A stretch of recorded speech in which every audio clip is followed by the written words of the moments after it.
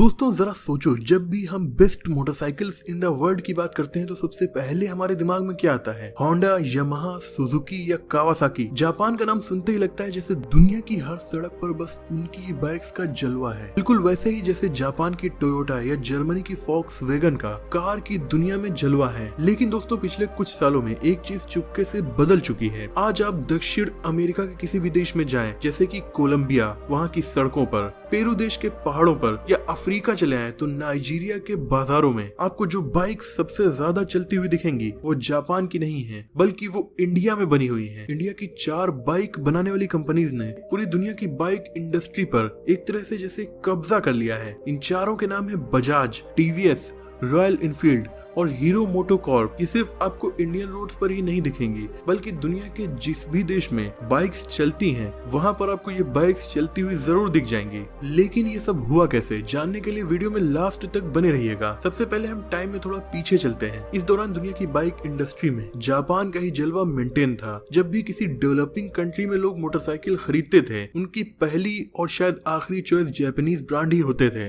Honda, Yamaha, Suzuki. In fact India में आज भी होंडा की पकड़ मजबूत है। हालांकि यामाहा और सुजुकी, जिनका जलवा इंडिया में भी पहले था, लेकिन अब ये काफी पीछे हो चुकी हैं। जापानीज बाइक्स पसंद करने के पीछे सिंपल वजह थी, रिलायबिलिटी, इंजीनियरिंग और ब्रांड ट्रस्ट। अफ्रीका हो या Latin America, south east Asia हो या फिर अरब देश, जापान टू व्हीलर्स में भी एक तरह से मोनोपोली क्रिएट किया हुआ था। लेकिन एक चीज धीरे धीरे बदल रही थी। इंडिया की जो मोटरसाइकिल इंडस्ट्री थी उसमें घरेलू कंपनीज पकड़ मजबूत कर रही थी। लेकिन वो पकड़ सिर्फ इंडिया के लिए नहीं थी, बल्कि वो स्केल, कॉस्ट इफिशिएंसी और इंजीनियरिंग में इतनी ज्यादा मजबूत हो गई कि उन्होंने इंडिया से बाहर दूसरे देशों में देखना शुरू कर दिया। और यहीं से शुरू होती है असली कहानी, जिसमें सबसे पहले नाम आता है बजाज का। आज के टाइम में बजाज इंडिया का सबसे बड़ा टू व्हीलर एक्सपोर्टर है। हर एक फाइनेंशियल ईयर में बजाज ने अकेले लैटिन अमेरिका, मिडिल ईस्ट और उत्तरी अफ्रीका में इतनी जबरदस्त ग्रोथ दिखाई है कि नंबर्स हैरान करने वाले हैं। और इसमें सबसे बड़ा रोल प्ले करती है इनकी फेवरेट बाइक पल्सर। जी हाँ, वही पल्सर जो इंडिया की सड़कों पर आपको दौड़ती मिलती है, दक्षिण अमेरिका में भी उतनी ही पॉपुलर हो चुकी है। इसके अलावा अरब देशों में दुबई की सड़कों पर भी आपको ये देखने को मिलेगी। सिर्फ पल्सर ही नहीं, इनकी डोमिनर 400 जैसी बाइक्स ने भी एक बड़ी जगह इन देशों में बनाई है, क्योंकि इन्हें हाईवे के साथ साथ टफ कंडीशंस के लिए भी डिजाइन किया गया है। और इसीलिए ये वो जगह बन रही है जो जापानीज ब्रांड ने खाली छोड़ दी थी। लेकिन सिर्फ बड़ी बाइक्स ही नहीं, बजाज की असली ताकत है उनकी 100 सीसी से लेकर 125 सीसी तक की छोटी बाइक्स। ये बाइक्स अफ्रीका, साउथ एशिया और लैटिन अमेरिका में डेली ट्रांसपोर्ट और डिलीवरी वर्क में बहुत इंपॉर्टेंट रोल प्ले करने लगी हैं। और यही बजाज की सेल्स का एक बड़ा हिस्सा बन चुकी हैं। इंटरेस्टिंग फैक्ट ये है कि बजाज के एक्सपोर्ट महीने दर महीने बहुत ज्यादा ऊपर जा रहे हैं। मतलब ये एक महीने में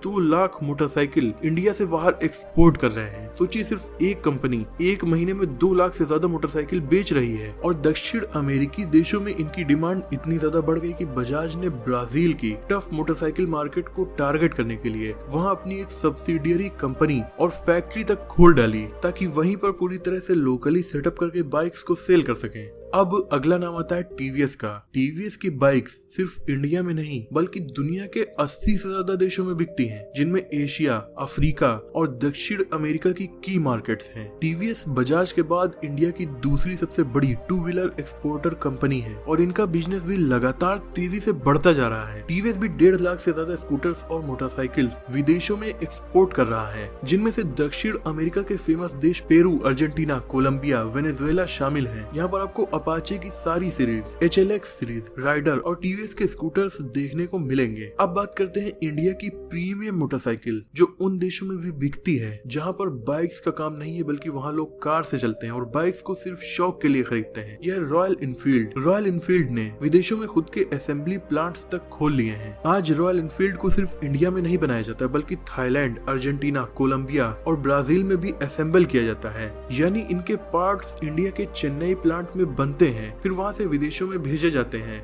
और इन देशों में मौजूद फैक्ट्रीज में असेंबल किए जाते हैं। और ब्राजील की कहानी तो और भी ज्यादा शानदार है। रॉयल एनफील्ड के एग्जीक्यूटिव खुद ये बात कह चुके हैं कि ब्राजील जल्द ही इंडिया के बाद उनका सबसे बड़ा मार्केट बन सकता है। 2019 के बाद से ब्राजील में रॉयल एनफील्ड की सेल्स में 100% से ज्यादा का ग्रोथ देखा गया है। बजाज और टीवीएस की बाइक्स को लोग जरूरत के लिए खरीदते हैं, लेकिन रॉयल एनफील्ड को लोग शौक के लिए खरीदते हैं। इसी वजह से दुनिया के अमीर और बेहद विकसित विकसित देशों में इनकी सेल्स होती है और काफी बड़ी मार्केट है, जैसे कि United kingdom, Germany, France, Italy और स्पेन जैसे देशों में रॉयल एनफील्ड की कॉन्टिनेंटल GT 650 और मीटियोर 350 की काफी ज्यादा डिमांड है। इसके अलावा USA और कनाडा, जहाँ की रोड्स पर आपको बाइक्स ना के बराबर दिखेंगी क्योंकि यहाँ के लोग कार से चलना ही पसंद करते हैं। इन देशों में भी शौक के लिए लोग रॉयल एनफील्ड की बाइक को खरीद रहे हैं। ऑस्ट्रेलिया में भी लंबा सफर करने के लिए लोग रॉयल एनफील्ड को खरीदना पसंद करते हैं। और फिर जापान, जहाँ पर खुद ही होंडा और यामाहा जैसे ब्रांड हैं, वहाँ के लोगों को भी रॉयल एनफील्ड की बाइक्स काफी ज्यादा पसंद आ रही हैं। अब बात करते हैं हीरो की, जो कि इंडिया की सबसे बड़ी बाइक कंपनी है। हीरो ने सबसे पहले ऐसा काम कर दिया जो किसी भी इंडियन टू व्हीलर कंपनी ने पहले नहीं किया था। साल 2015 में हीरो मोटोकॉर्प ने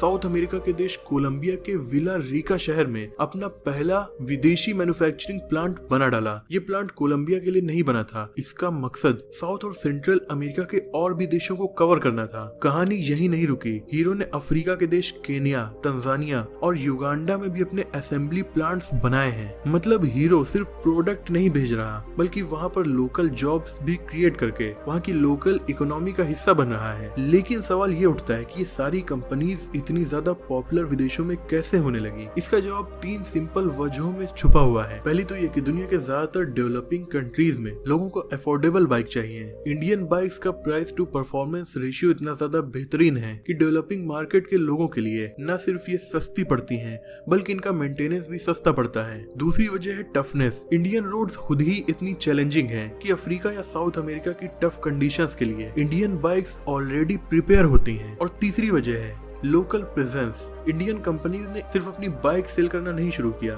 बल्कि यहाँ पर डिस्ट्रीब्यूशन नेटवर्क बनाए, लोकल ट्रस्ट बनाया, जगह जगह पर सर्विस सेंटर खोले, जिसकी वजह से अगर आप ब्राजील में घूम रहे हैं और अचानक आपकी बजाज की बाइक खराब हो जाती है, तो थोड़ी ही दूर पर आपको मैकेनिक मिल जाएगा जो न सिर्फ इस बाइक को सही कर सकता है, बल्कि उसके पास इसके पार्ट भी मौजूद होंगे। इसी वजह से लोगों का ट्रस्ट फैक्टर भी ये लोग जीत चुके हैं। तो दोस्तों, ये थी कहानी की कैसे Indian companies Bajaj, TVS, royal Enfield और हीरो मोटोकॉर्प पूरी दुनिया की बाइक इंडस्ट्री में अपना दबदबा बना रही है। जहाँ कल तक मेड इन जापान का बोलबाला था, वहाँ आज मेड इन इंडिया बाइक्स अपना कब्जा कर चुकी हैं। कोलंबिया से लेकर ब्राजील तक, केन्या से लेकर नाइजीरिया तक की रोड पर आपको ये बाइक्स देखने को मिलेंगी। और इस मामले में इंडियन कंपनीज ने इन देशों में न सिर्फ अपनी पकड़ बनाई है, बल्कि जापान और चाइना जैसे टेक्नोलॉजी में काफी एडवांस देशों को न सिर्फ टक्कर दे रही है, बल्कि उनसे आगे भी कई मायनों में निकल चुकी है। जरूरत है तो बस अब ऐसे ही कार इंडस्ट्री और दुनिया की अलग अलग इंडस्ट्रीज में इंडियन ब्रांड्स को आगे निकलने की।